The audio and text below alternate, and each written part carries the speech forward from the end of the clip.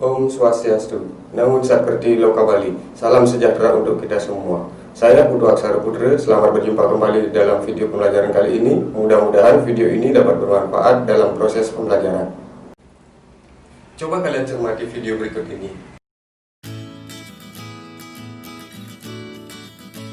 Mengapa nasi yang kita kunyah bisa terasa manis? Hal tersebut bisa terjadi karena di dalam mulut ini terjadi pencernaan secara mekanik dan pencernaan secara kimiawi. Nah, pencernaan secara mekanik itu dibantu oleh gigi dan lidah. Gigi berperan dalam hal yang pertama, yaitu memotong makanan, mengoyak makanan, serta mengunyah bahan makanan. Kemudian berikutnya lidah, itu berperan dalam hal mengatur proses letaknya makanan di dalam mulut pada saat dilakukan pengunyahan. Nah, kemudian untuk yang pencernaan secara kimiawi itu dibantu oleh enzim. Enzim inilah yang nantinya akan mengubah amilum yang ada pada nasi berubah menjadi gula, sampai akhirnya nasi tersebut akan terasa manis. Pada video kita kali ini, kita akan mempelajari tentang enzim. Sebelum mengetahui peranan enzim dalam metabolisme, sebaiknya kita akan mempelajari tentang struktur enzim. Enzim tersusun atas apoenzim dan gugus prostetik. Yang pertama, apoenzim itu adalah merupakan sisi aktif tempat melekatnya substrat. Kemudian yang kedua, gugus prostetik ini adalah gugus non-protein yang bersifat termostabil. Artinya dia akan bertahan dengan kondisi yang panas. Gugus prostetik dibagi menjadi dua.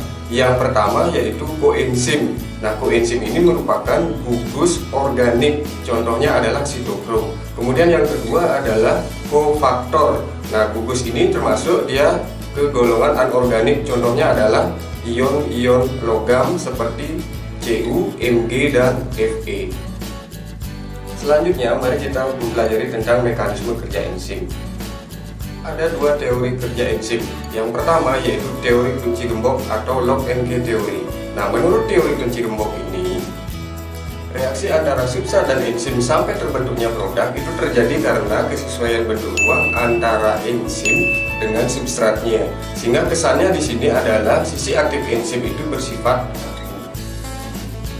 Yang kedua adalah teori kecocokan induksi. Nah, menurut teori kecocokan induksi ini, reaksi substrat dan enzim itu terjadi karena induksi substrat terhadap sisi aktif enzim. Nah, di mana sampai terbentuknya ikatan yang saling komplement.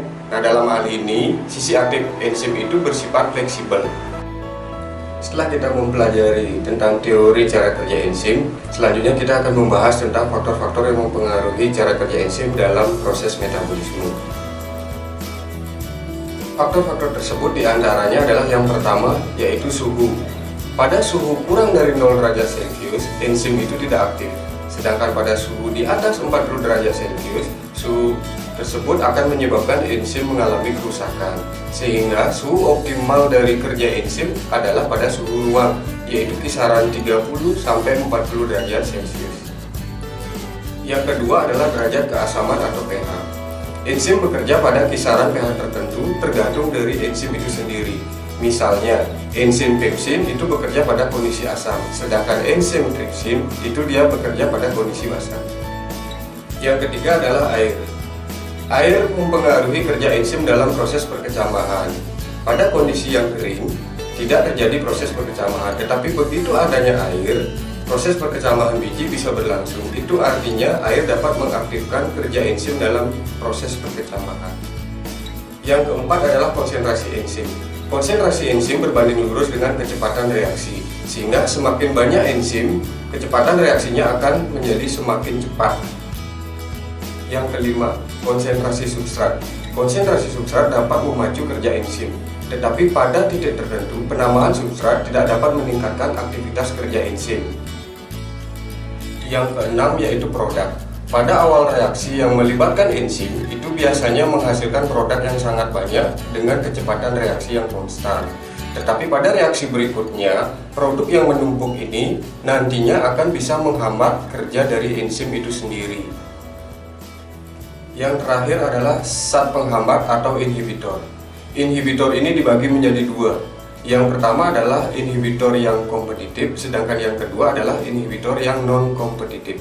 Inhibitor kompetitif, dia memiliki struktur yang mirip dengan substrat, sehingga dia akan bersaing untuk mencapai sisi aktif enzim.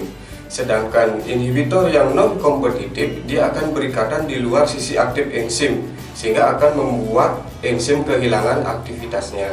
Setelah kita mempelajari enzim, sekarang saatnya kita menjawab beberapa soal kuis.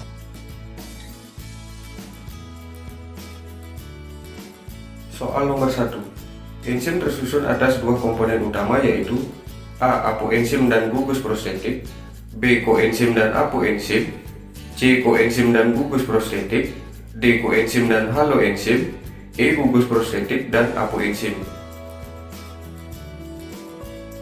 Nomor 2. Berikut ini pernyataan yang tidak tepat mengenai enzim adalah A. Enzim tidak tahan terhadap pH yang sangat tinggi, B. Enzim tidak tahan terhadap pH yang sangat rendah, C. Di dalam enzim terdapat protein, D. Tiap tahap reaksi organisme memerlukan enzim tertentu, E. Enzim hanya berperan dalam proses katabolisme.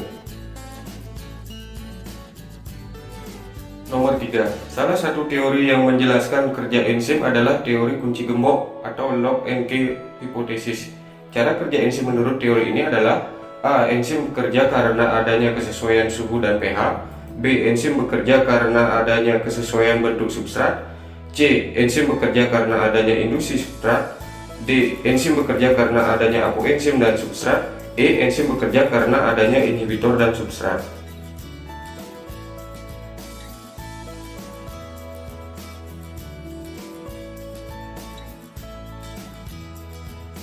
Jawaban dari soal nomor 1 adalah E.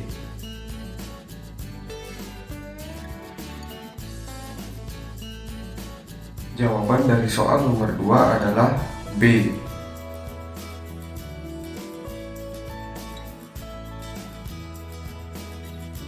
Jawaban dari soal nomor 3 adalah B.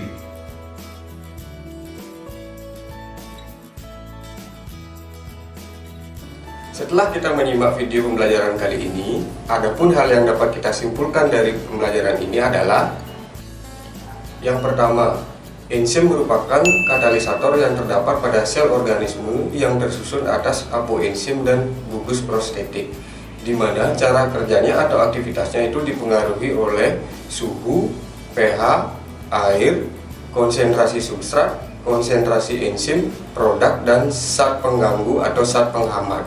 Berikutnya yang kedua adalah ada dua buah teori cara kerja enzim. Yang pertama adalah teori kunci gembok, sedangkan yang kedua adalah teori kecocokan induksi. Demikianlah pembelajaran hari ini, semoga bermanfaat dan terima kasih. Om Santi Santi Santi Om.